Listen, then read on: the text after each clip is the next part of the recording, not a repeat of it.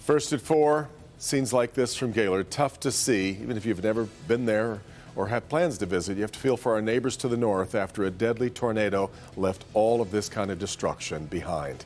2 people are dead, more than 40 injured. Today, the small town about 230 miles northwest of Detroit, trying to pick up the pieces and hoping to heal. We've been covering this disaster for 3 days now, and it's still hard to believe just how much damage was done so quickly. Such was the power of this tornado. Team coverage coming up on First at 4. Paula Tutman reviewing the weather alert system and what to do when you need to find cover. But let's start off with Nick Monticelli live in Gaylord, who's been looking at this impact of this storm, and he's got more of what we're seeing today, 3 days later. Nick?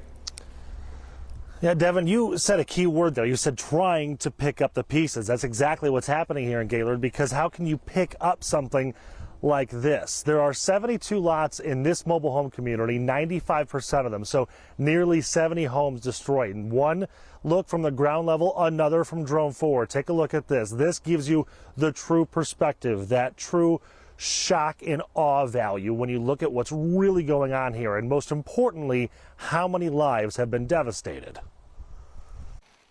The cleanup in Gaylord is barely beginning. It will take weeks, if not months, to clear all this. Residents are sifting through what's left of their homes, and some, like Lori Beck, are here to help. Just because if it had happened to me, I would want people to come volunteer for me. She drove 4 hours from the UP. But most importantly, there are still plenty of people hurt, some fighting for their lives. From what I understand, we still have a couple of citizens that are still pretty severely injured, bordering on critical. Despite that, Chief Frank Clays knows how much worse this could have been. Some of that thanks to luck.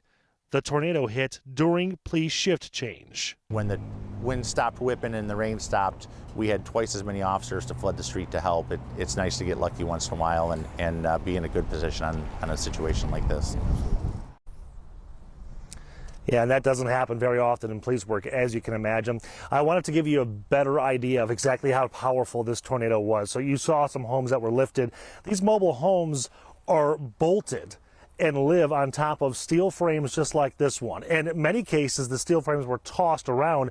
In this case, the home just wiped right off of it. Somebody else's home, someplace they called their home, doesn't exist anymore. And again, Devin, this is just one example of one area. There are businesses, there are more homes on the other side of M32.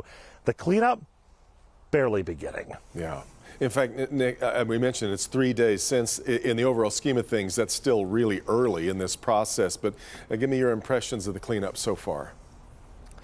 You know, what's interesting, too, and you mentioned it's early in the process, right? But when you drive down the main roads in Gaylord, all of that is clear. Yes, you can see the gas station that's been toppled. You can see the oil change that has been leveled and kind of crumbled on top of itself. All that destruction exists off the roads, but there have been so many volunteers. In fact, we met a tree trimmer from New Orleans who drove all the way up here just to help. Wow. So many people that came out to clear all of that debris and trees, so at least the main trunk lines, the main roads could reopen again, so it didn't cripple this town even more. Yeah, no doubt. All right, Nick, we will see you again on Local 4 News at 5.